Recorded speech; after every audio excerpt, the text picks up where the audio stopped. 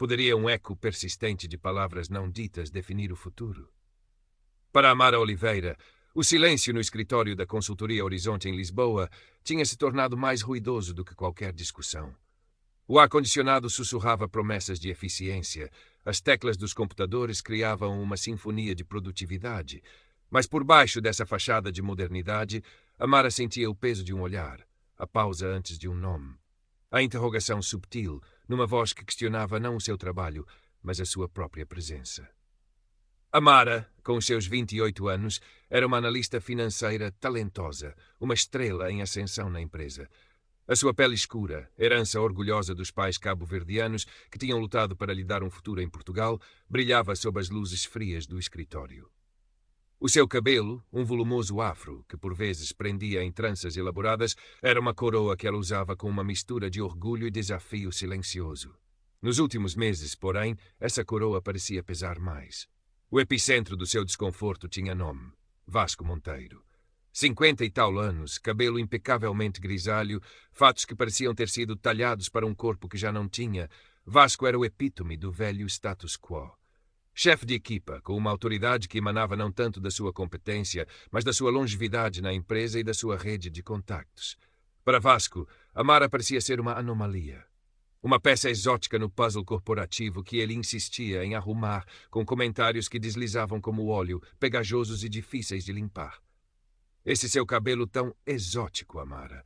Dá um ar diferente às nossas reuniões, dissera ele na semana anterior, um sorriso que não chegava aos olhos frios. Amara apenas assentira, um nó a formar-se-lhe no estômago.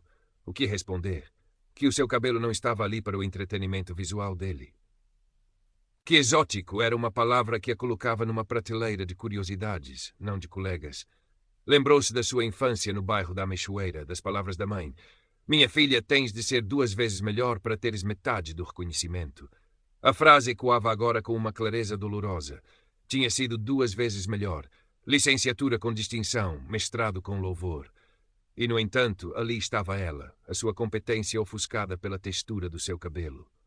O projeto Fênix, uma reestruturação financeira crucial para um cliente de peso, era a sua oportunidade de brilhar sem reservas. Trabalhar a noites a fio, os seus relatórios eram impecáveis, as suas projeções certeiras. Sentia que desta vez o seu trabalho falaria mais alto. A reunião de apresentação dos resultados parciais estava marcada para as 10 da manhã. Amara preparara-se meticulosamente. Vestia um blazer azul cobalto que contrastava lindamente com a sua pele, o cabelo preso num elegante turbante. Sentia-se confiante. Até que Vasco entrou na sala. Ele cumprimentou a equipa com a sua habitual bonomia forçada, mas quando os seus olhos pousaram em Amara, houve aquela microexpressão, quase imperceptível, uma contração dos lábios, um brilho fugaz de... Seria desdém? Amara afastou o pensamento. Estava ali para apresentar, para demonstrar o seu valor. Começou a sua apresentação, a voz clara e firme, os diapositivos a fluírem com lógica e precisão. Notou alguns acenos de aprovação dos diretores presentes. Um pequeno sorriso começou a formar-se nos seus lábios. E então Vasco interrompeu. Amara, minha querida, permita-me só aqui um pequeno à parte, disse ele, a voz melíflua. Essa sua análise do fluxo de caixa é interessante, mas talvez um pouco otimista demais, não acha? Na minha experiência. E prosseguiu, dissecando um ponto menor e relevante para o cerne da questão, mas fazendo-o com uma autoridade que parecia minar a dela. Amara sentiu o sangue a subir-lhe ao rosto, mas manteve a compostura. Compreendo a sua perspectiva, Dr. Monteiro, respondeu, o doutor a soar mais formal do que o habitual entre eles, mas os dados que apresento são baseados em... Ele voltou a interrompê-la. E depois uma terceira vez. Quando chegou ao ponto crucial da sua estratégia inovadora para a otimização de custos, uma ideia que lhe tinha custado semanas de pesquisa e modelação, Vasco interveio novamente, desta vez com um tom de quem faz uma grande revelação. E é precisamente por isso que eu já tinha delineado uma abordagem muito similar, que creio ser o caminho a seguir. Amara, de facto, tocou em alguns pontos que eu próprio já tinha identificado. Amara ficou boquiaberta. A sua ideia, agora apresentada como uma confirmação do pensamento original dele. Olhou para os outros na sala. Alguns pareciam desconfortáveis, outros rabiscavam nos seus blocos, evitando o contacto visual. Tentou defender-se, a voz a tremer ligeiramente. Doutor Monteiro, com todo o respeito, esta estratégia foi desenvolvida com base na minha análise, e foi então que ele desferiu o golpe final, com um sorriso paternalista. Calma, Amara, não precisa de ficar tão emotiva. É natural, nesta fase da carreira, termos o entusiasmo que por vezes nos tolda o discernimento. A sua contribuição é válida, claro. Emotiva. A palavra pairou no ar, carregada. Amara engoliu em seco. A sua paixão pelo trabalho, a sua defesa convicta das suas ideias, reduzidas à emotividade. Sentiu os olhares sobre si, a humilhação a queimar-lhe a pele. A reunião prosseguiu, mas para Amara tinha terminado ali. O brilho do seu blazer azul cobalto parecia baço, o turbante, uma coroa agora demasiado pesada. O projeto Fênix, a sua oportunidade, fora manchado pela sombra condescendente de Vasco Monteiro. Corrente Part Characters Quimelsis 43, Total Characters Quimelsis 43. Nos dias que se seguiram, o eco daquela reunião reverberou nos corredores da consultoria Horizonte, pelo menos para Amara. Para os outros, parecia ter sido apenas mais uma segunda-feira. Vasco Monteiro, porém, parecia ter encontrado um novo passatempo: minar subtilmente Amara. Ela tentou uma abordagem direta. Esperou por ele no final de um dia, quando a maioria dos colegas já tinha saído. O escritório estava mergulhado na luz alaranjada do entardecer lisboeta, as sombras a alongarem-se como segredos. Dr. Monteiro, posso falar consigo um momento? Ele olhou-a por cima dos óculos de leitura, uma sobrancelha arqueada. Amara, claro, o que há Poquenta? Amara respirou fundo. Gostaria de falar sobre a reunião do Projeto Fênix. Senti que as minhas contribuições não foram devidamente reconhecidas e que os seus comentários sobre a minha emotividade despertados. Vasco recostou-se na cadeira, um sorriso condescendente a brincar-lhe nos lábios. Minha querida Amara, não estará a ser um pouco sensível demais? O mundo empresarial é exigente. As minhas observações foram puramente construtivas. E quanto às ideias, é natural que haja convergência de pensamento entre colegas experientes. Não vejo qual o problema. A sua voz era suave, quase tranquilizadora, mas os seus olhos diziam outra coisa. Diziam que ela estava a imaginar coisas, que era ela o problema. Gaslighting em estado puro. Amara sentiu a frustração a crescer. Não se trata de sensibilidade, Dr. Monteiro. Trata-se de respeito profissional e de justiça. Ele encolheu os ombros. Bem, se é essa a sua percepção, lamento que se sinta assim. Talvez precise de desenvolver uma pele um pouco mais grossa. É um conselho de amigo. Conselho de amigo. As palavras soaram ocas, um insulto velado.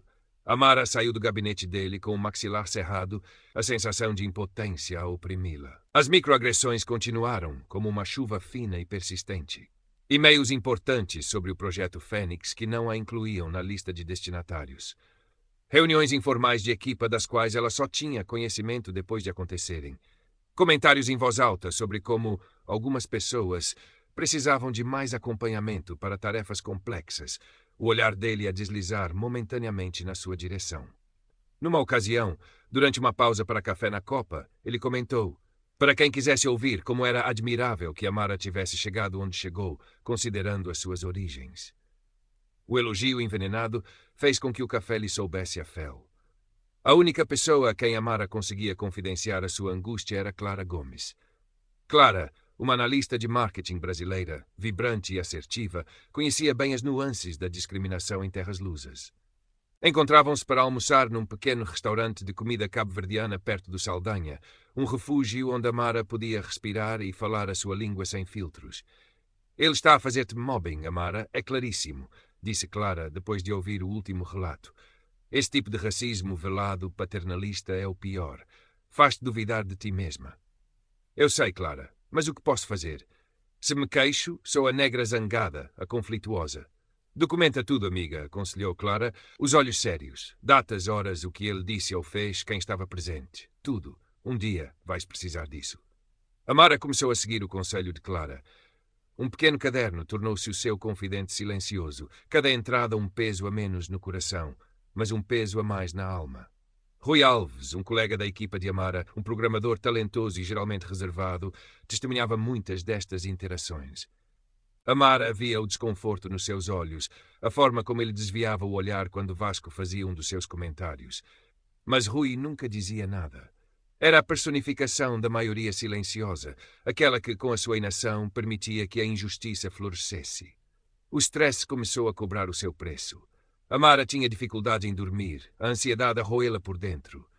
A sua concentração no trabalho, antes impecável, começou a vacilar. Pequenos erros, que nunca antes cometera, começaram a surgir nos seus relatórios. E Vasco, com uma falsa solicitude, não perdia uma oportunidade para os apontar. Está tudo bem, Amara. Parece um pouco distraída ultimamente. Se precisar de ajuda, não hesite em pedir. Estamos aqui para apoiar os colegas menos experientes. A condescendência era palpável. A ironia era que Amara era tudo menos inexperiente. Mas a constante pressão psicológica, o sentimento de estar sempre sob escrutínio, de ter de provar o seu valor vezes sem conta, era desgastante. Começou a duvidar da sua própria competência, a questionar se não estaria de facto a ser demasiado sensível. Era o efeito corrosivo do abuso psicológico. Um dia, Vasco passou-lhe uma tarefa claramente abaixo das suas qualificações.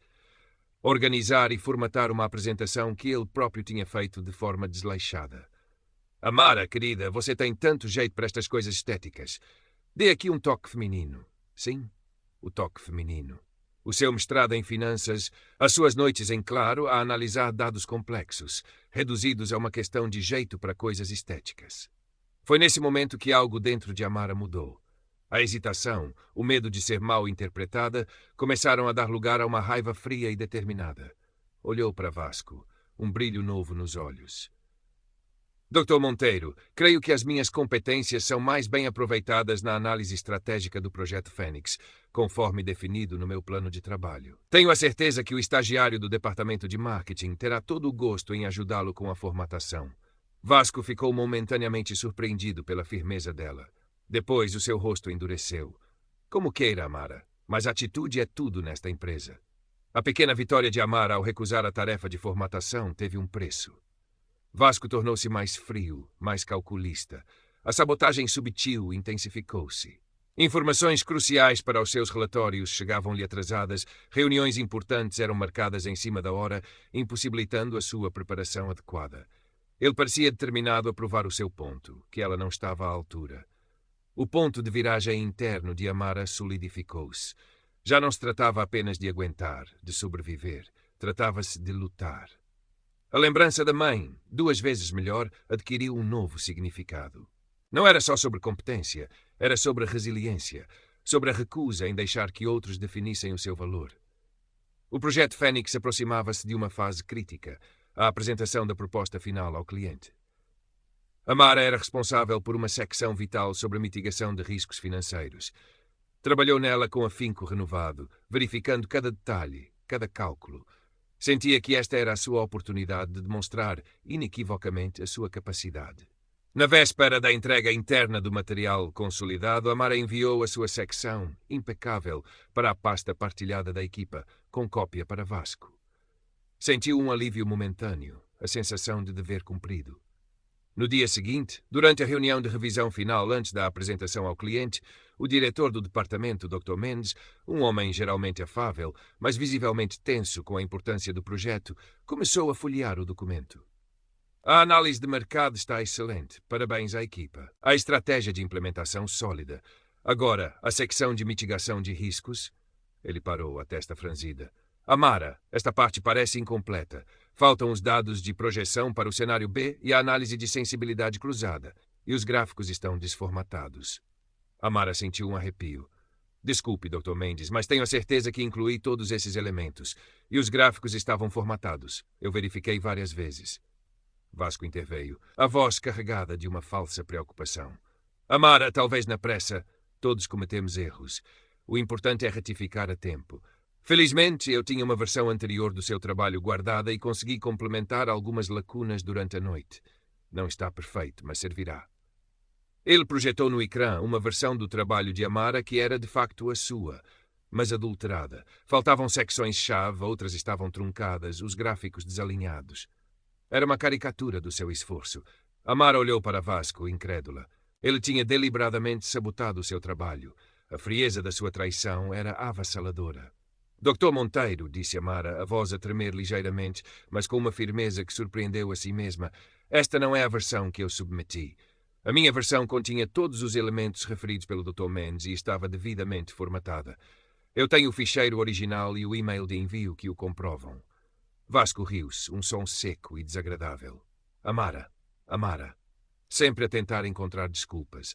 É uma pena que a sua falta de atenção aos detalhes nos coloque nesta situação delicada à última da hora.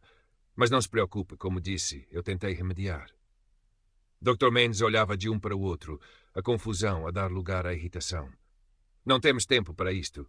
Amara, se tem essa versão, envia imediatamente.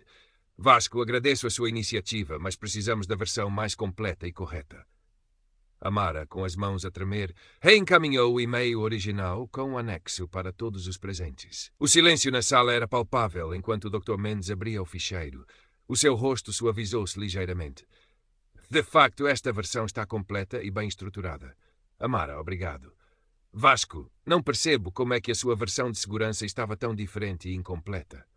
Vasco gaguejou por um momento, apanhado de surpresa. Deve ter havido alguma confusão com os ficheiros. Coisas da tecnologia, sabe como é.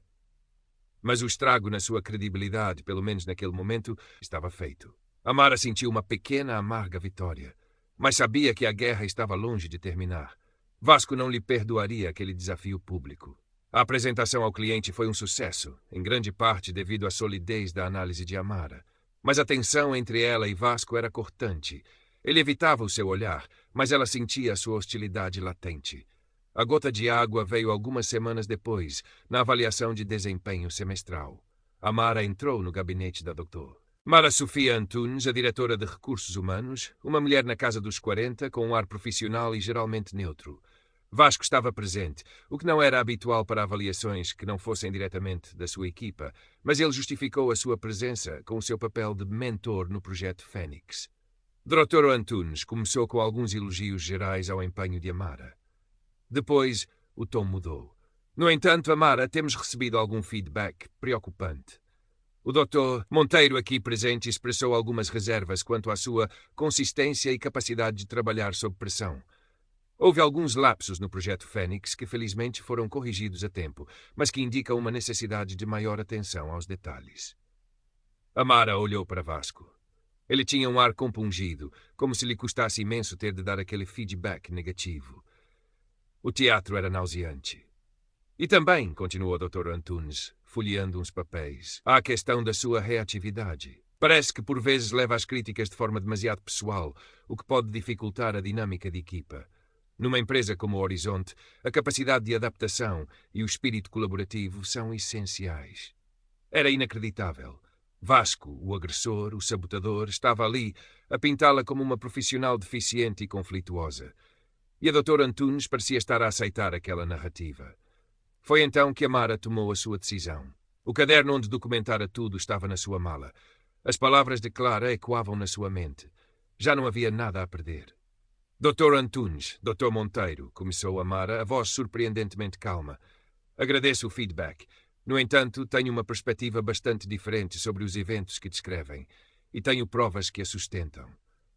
O ar no gabinete da Dr. Sofia Antunes ficou subitamente mais denso. Vasco Monteiro ergueu uma sobrancelha, um brilho de desafio nos olhos, mas também uma sombra de inquietação. Amara, sentindo o pulsar acelerado do seu coração, mas mantendo uma fachada de calma que não sentia, abriu a mala e retirou o seu caderno e uma pequena pendrive. Ao longo dos últimos meses, continuou Amara, tenho sido alvo de um padrão de comportamento por parte do Dr. Monteiro que considero ser não apenas pouco profissional, mas também discriminatório e configurando assédio moral. A Dra. Antunes olhou de Amara para Vasco, a sua expressão profissional a tornar-se mais tensa. Essas são acusações muito graves, Amara. Tenho consciência disso, doutora, e não as faria se não tivesse factos para as corroborar. Amara abriu o caderno. Tenho registado datas, horas, locais, palavras exatas e, sempre que possível, testemunhas de múltiplos incidentes. Desde comentários depreciativos sobre a minha aparência e as minhas origens, até à apropriação indevida do meu trabalho, exclusão deliberada de comunicações e reuniões importantes e culminando na sabotagem de uma secção crucial do projeto Fênix, que quase comprometeu a sua entrega. Vasco soltou uma risada nervosa. Isto é um absurdo. Uma fantasia. Amara está claramente a levar as coisas para o lado pessoal. Eu sempre tentei ser um mentor para si, ajudá-la a integrar-se. Um mentor não humilha, não diminui, não sabota, retorquiu Amara, a voz firme.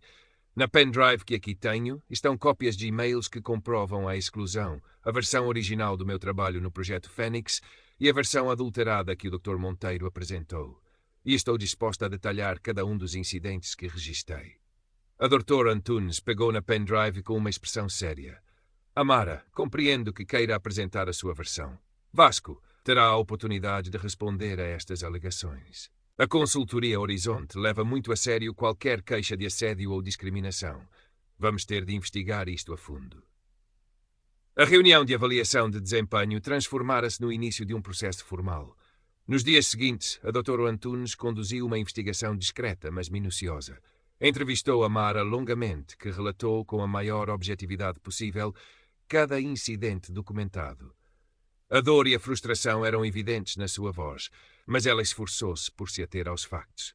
Depois foi a vez de Vasco. Ele negou veementemente todas as acusações, pintando Amara como uma colega hipersensível, rancorosa e que não sabe lidar com a pressão nem com feedback construtivo. Alegou que ela estava a tentar desviar as atenções das suas próprias falhas de desempenho e que se sentia profundamente injustiçado por tais calúnias. Chegou a insinuar que Amara poderia ter um problema pessoal com ele, talvez por se sentir intimidada pela sua experiência. A Dra. Antunes também chamou outros colegas. Muitos mostraram-se evasivos, alegando não ter reparado em nada de anormal. O medo de represálias ou de se envolverem era palpável. Mas Clara Gomes, quando chamada, não hesitou. Confirmou o estado de angústia de Amara, relatou os desabafos que esta lhe tinha feito ao longo dos meses e a sua própria percepção de que Amara estava a ser tratada de forma diferente. O testemunho mais inesperado, e talvez o mais crucial, veio de Rui Alves. O programador reservado, que tantas vezes parecera invisível, pediu para falar com a Dra. Antunes. Com uma voz baixa, mas clara, Rui relatou ter presenciado várias das interrupções de Vasco a Amara em reuniões, os comentários condescendentes e a exclusão dela em certas ocasiões. Mencionou especificamente o incidente da apropriação da ideia na reunião do Projeto Fênix e o seu desconforto com a forma como Vasco tratava Amara. Eu devia ter dito alguma coisa antes, confessou Rui, mas não é fácil. Monteiro tem muita influência. A sua culpa era visível, mas a sua coragem em falar, tardia mas presente, era inegável. A investigação arrastou-se por 2 semanas. Para Amara foram dias de ansiedade excruciante. Continuou a trabalhar, a manter uma aparência de normalidade, mas por dentro sentia-se a desfazer. O apoio de Clara era o seu único porto seguro. Juntas almoçavam no pequeno restaurante cabo-verdiano, e Clara lembrava da sua força, da justeza da sua luta, independentemente do resultado. Finalmente, Amara foi chamada novamente ao gabinete da Dra. Antunes. O ambiente era formal, pesado. Amara, começou a Dra. Antunes, concluímos a investigação. Analisámos o seu depoimento, o do Dr. Monteiro, os testemunhos de outros colegas e as provas documentais que apresentou. Amara prendeu a respiração.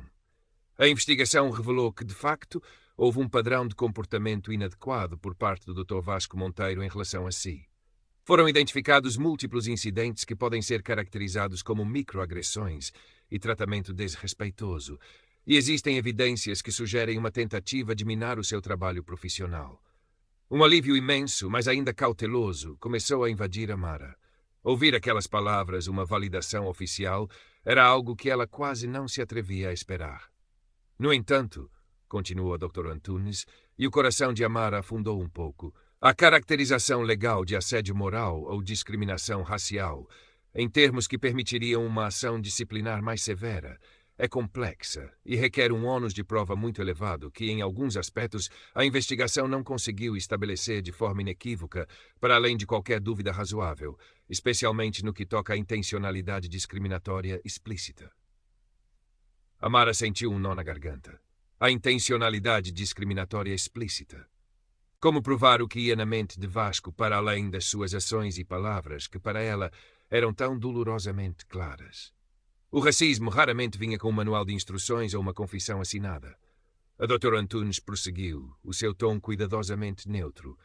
Não obstante, a Consultoria Horizonte não tolera comportamentos que criem um ambiente de trabalho hostil ou desrespeitoso.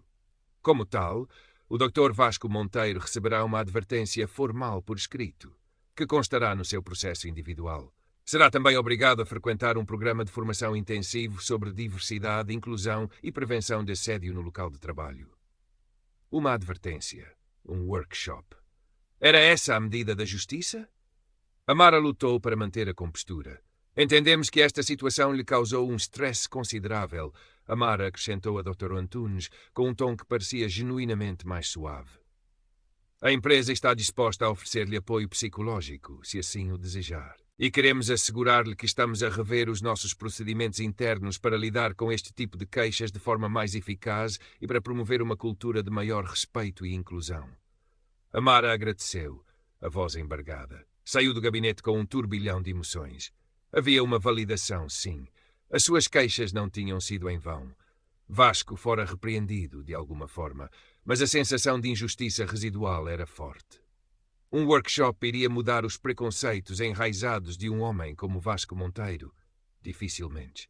E a empresa, ao não nomear explicitamente o racismo, ao refugiar-se na complexidade da prova de intencionalidade, parecia estar a proteger-se mais a si mesma do que a ela. Clara estava à sua espera com um chá quente. Amara contou-lhe tudo, as lágrimas finalmente a correrem livremente. Eu sei, amiga, eu sei, disse Clara, abraçando-a. Não é a vitória esmagadora que ele merecia. Mas não te esqueças do que conseguiste. Tu falaste, tu foste ouvida, ele não saiu impune, e abriste uma fenda na armadura deles. Isso tem valor. Nos dias seguintes, o ambiente no escritório era estranho. Vasco Monteiro evitava Amara ostensivamente. Corriam boatos sobre a advertência e o workshop obrigatório. Alguns colegas olhavam para Amara com uma nova curiosidade, talvez até um respeito relutante. Outros, provavelmente os mais alinhados com Vasco, pareciam olhá-la com frieza. Rui Alves, por outro lado, aproximou-se dela discretamente e disse: Fizeste o que era certo, Amara. Desculpa não ter falado mais cedo. Um pequeno gesto, mas significativo. Amara aceitou o apoio psicológico oferecido pela empresa. As sessões ajudaram-na a processar a raiva, a dor e a exaustão. A terapeuta validou os seus sentimentos e ajudou-a a reconstruir a sua autoestima profissional, que fora tão abalada. Contudo, a relação de Amara com a consultoria Horizonte estava irremediavelmente danificada. O brilho da empresa tinha-se apagado para ela.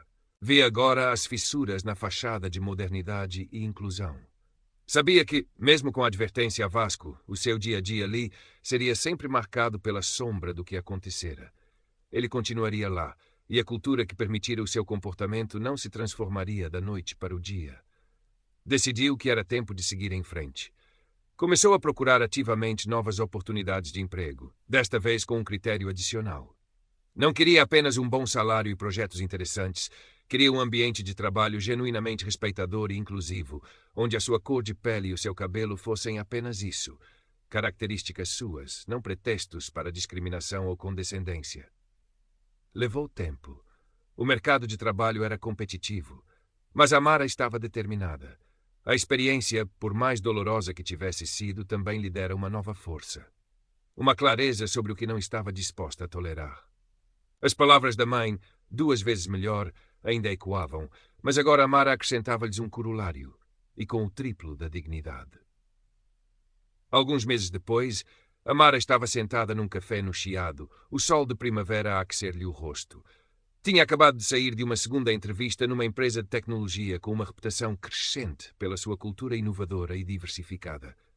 A conversa tinha sido estimulante, sentira-se ouvida e valorizada pelas suas ideias, não julgada pela sua aparência.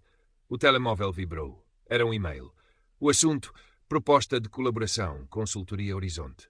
Abriu-o com um misto de curiosidade e apreensão. Era um convite para integrar uma nova task force para a promoção da diversidade e inclusão na empresa, uma iniciativa aparentemente resultante da sua queixa e da subsequente reflexão interna. Amara sorriu, um sorriso complexo, agridoce. Eles estavam a tentar. Talvez a sua luta tivesse de facto plantado uma semente, mas o seu caminho já era outro. Respondeu ao e-mail cordialmente, agradecendo o convite, mas informando que estaria a abraçar novos desafios profissionais em breve. Desligou o telemóvel e bebeu um gole do seu café. Olhou para o movimento da rua, para a diversidade de rostos que passavam, turistas, locais, gente de todas as cores e origens. Lisboa era uma cidade de contrastes, de beleza e de desafios, tal como a sua própria jornada. Ainda sentia as cicatrizes do que passara com Vasco Monteiro e na Consultoria Horizonte. Sabia que o racismo não desapareceria magicamente, mas agora sentia-se mais equipada para o enfrentar. Não com ingenuidade, mas com uma resiliência forjada na dor e uma clareza inabalável sobre o seu próprio valor. Uma semana depois, recebeu a proposta oficial da empresa de tecnologia. Aceitou. No seu último dia na consultoria Horizonte, cruzou-se com Vasco Monteiro no corredor. Ele olhou para ela, desta vez sem a sobrancelha arqueada, sem o sorriso condescendente. Havia algo no seu olhar. Seria respeito ou apenas o desconforto de quem fora exposto? Amara não se demorou a analisar. Apenas assentiu com a cabeça, um aceno neutro, e continuou o seu caminho. O seu cabelo afro, solto e orgulhoso, balançava enquanto ela caminhava em direção à saída, em direção a um novo começo. A luta era contínua, sim. Mas Amara Oliveira também o era. E isso, ela sabia agora, era mais do que suficiente. O novo escritório fervilhava com uma energia diferente. Situado no Parque das Nações, com vista para o Tejo, o espaço da Inovatec Soluções era amplo, luminoso, e a diversidade de rostos e sotaques era notória desde o primeiro dia. Amara sentiu uma diferença subtil, mas palpável, na forma como era recebida. Os seus colegas pareciam genuinamente interessados nas suas ideias e o seu contributo era ativamente solicitado e valorizado nas reuniões. Claro que não era um paraíso utópico. Havia os desafios normais de qualquer ambiente de trabalho, prazos apertados, divergências de opinião, a pressão por resultados. Mas faltava aquela camada adicional de estresse, aquela vigilância constante que sentira na Horizonte, a necessidade de estar sempre a decifrar subentendidos, a proteger-se de ataques velados. Aqui podia simplesmente ser. Ser uma profissional competente, uma colega, uma mulher negra, sem que essa última característica se tornasse um alvo ou uma curiosidade exótica. Nos primeiros meses, Amara manteve uma certa reserva, uma cautela aprendida. Observava, analisava, como que à espera que a velha dinâmica se repetisse. Mas gradualmente começou a relaxar, a permitir-se confiar. A sua chefe direta, Inês, uma mulher na casa dos 30, com uma energia contagiante e uma abordagem muito pragmática à liderança, tratava-a com um respeito descomplicado. As microagressões que antes eram o seu pão de cada dia simplesmente não aconteciam. Houve um momento numa reunião de brainstorming particularmente intensa em que Amara, empolgada com uma ideia, falou com paixão, gesticulando, a voz a subir ligeiramente de tom. Por um instante, um velho reflexo fê-la encolher-se internamente, à espera do comentário sobre a sua emotividade. Mas este não veio. Em vez disso, os colegas ouviram-na atentamente, fizeram perguntas pertinentes, construíram sobre a sua sugestão. No final, Inês sorriu e disse: "Excelente ideia, Amara. Adoro essa energia. Vamos explorar isso."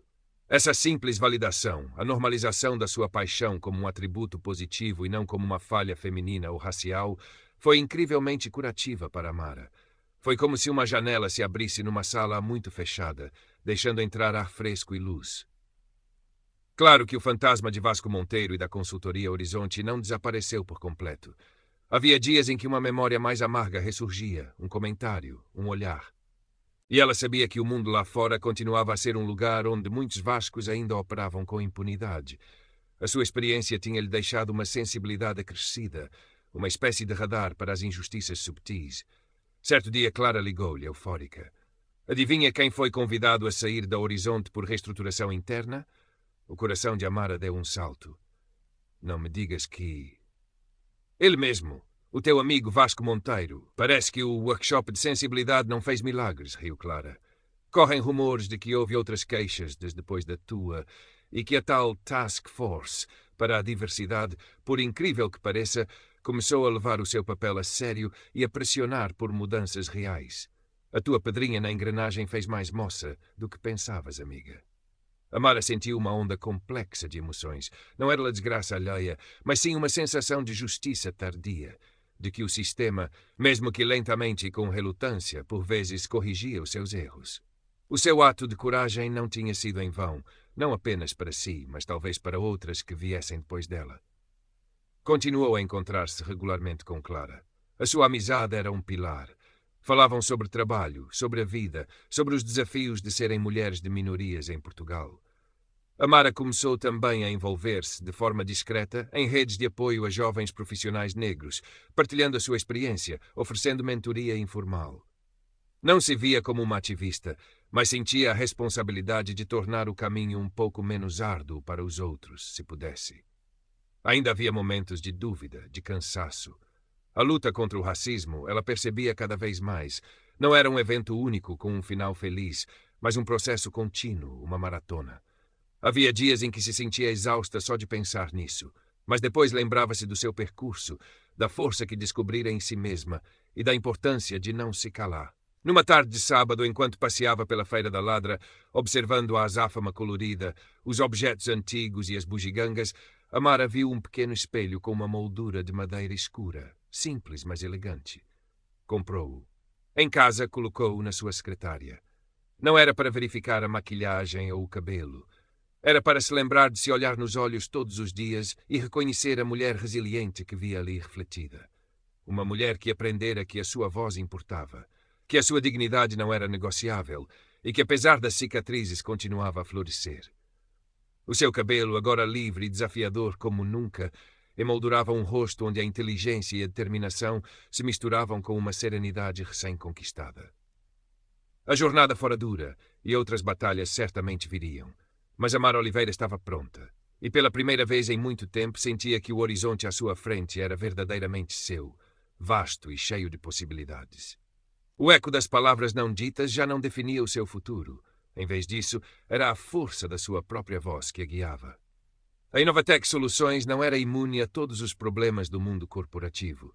Havia políticas internas, jogos de poder ocasionais e, por vezes, uma certa ingenuidade em relação às complexidades mais profundas da desigualdade social que Amara, com a sua perspectiva aguçada, conseguia detectar.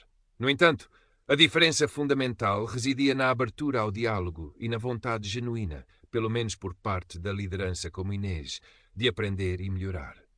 Um ano após a sua entrada, Amara foi convidada a participar num comitê interno focado em melhorar as práticas de recrutamento e retenção de talentos de grupos subrepresentados. Inicialmente hesitou, o fantasma da Task Force da Horizonte a pairar na sua memória. Mas Inês abordou-a de forma diferente. Amara, a tua perspectiva é valiosa. Não queremos que isto seja apenas para inglês ver. Queremos mudanças reais e precisamos de vozes como a tua para nos ajudar a chegar lá, se estiveres disposta. Amara aceitou, desta vez com um otimismo cauteloso. Nas reuniões do comitê partilhou as suas ideias com franqueza, baseando-se não só na sua experiência pessoal, mas também em pesquisas e boas práticas de outras empresas. Falou sobre a importância de ir além das quotas, de criar uma cultura onde todos se sentissem verdadeiramente pertencentes e capazes de prosperar. Falou sobre o perigo das microagressões, do preconceito inconsciente nos processos de avaliação, da necessidade de mentoria e patrocínio ativos para talentos de minorias. Nem todas as suas sugestões foram imediatamente aceitas ou compreendidas. Houve debates, por vezes desconfortáveis, mas na maior parte das vezes sentiu que estava a ser ouvida, que havia um interesse genuíno em progredir. Pequenas mudanças começaram a ser implementadas. Formações mais robustas sobre preconceito inconsciente para todos os gestores, revisão dos critérios de promoção para garantir maior objetividade, criação de grupos de afinidade que recebiam apoio institucional. Para Amara, esse envolvimento era uma forma de canalizar a sua experiência dolorosa em algo construtivo. Não se tratava de esquecer o passado, mas de usá-lo como combustível para um futuro melhor. Não só para si, mas para outros que pudessem enfrentar desafios semelhantes.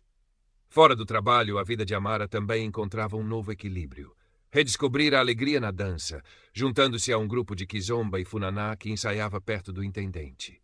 Ali, entre os ritmos contagiantes da sua herança cultural, sentia-se completamente ela mesma, livre, expressiva. A escrita, que sempre fora um refúgio, tornou-se também uma forma de dar voz às suas reflexões, partilhando anonimamente alguns dos seus textos em plataformas online, encontrando uma comunidade de leitores que se identificavam com as suas palavras.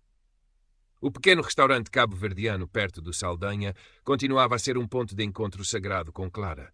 As suas conversas eram agora menos sobre a angústia do dia-a-dia e mais sobre sonhos, projetos, as pequenas e grandes vitórias.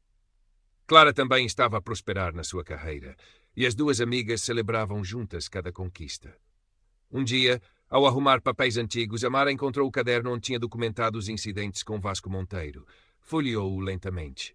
Cada entrada era uma pequena facada na memória. Mas desta vez, a dor vinha acompanhada de uma sensação de distância, de superação. Aquele caderno já não era um símbolo da sua opressão, mas um testemunho da sua força e da sua recusa em ser silenciada. Hesitou por um momento, depois pegou numa caneta e na última página em branco escreveu: "A noite pode ser longa, mas a aurora sempre chega. E cada cicatriz é uma estrela que guia o caminho." Fechou o caderno e guardou-o numa caixa com outras recordações importantes. Já não precisava de o reler todos os dias. A lição estava gravada na sua alma. A sua jornada na Inovatec continuou com desafios e sucessos. Tornou-se uma líder de equipa, conhecida pela sua competência, mas também pela sua empatia e pela forma como promovia um ambiente colaborativo e respeitador. Nunca deixou de estar atenta às dinâmicas de poder e às potenciais injustiças, mas agora abordava-as com uma confiança e uma sabedoria que antes não possuía. O racismo não desaparecera do mundo, nem de Portugal. Amara via-o nas notícias, nas histórias que ouvia, por vezes num olhar fugaz na rua ou num comentário infeliz numa rede social. Mas já não a paralisava. Transformara a sua dor em propósito, a sua raiva em ação construtiva. Olhando para trás, para a mulher que entrara no gabinete da Dronton Antunes com o coração aos pulos, mas a voz firme, Amara sentia orgulho. Orgulho pela sua coragem, pela sua persistência, e gratidão pelas Claras e pelos Ruis que, à sua maneira, a tinham ajudado. Agradecia até de uma forma estranha ao Vasco Monteiro. Não por ele, mas pelo que ele a obrigara a descobrir em si mesma. Uma força indomável, uma voz que não se calaria. E essa era a sua maior vitória.